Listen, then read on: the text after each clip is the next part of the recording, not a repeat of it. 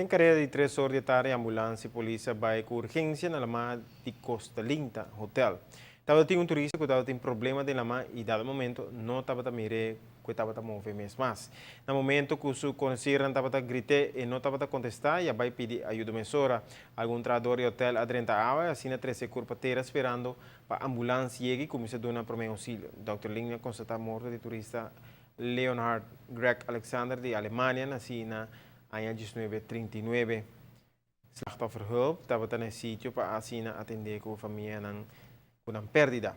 No último dia, no meio avisar que ela lo que é bruto de bina é lavadeira que tem e está pedindo para cada pessoa estar mais cauteloso hora de dentro da mão. ATV, também a palavra de força na família.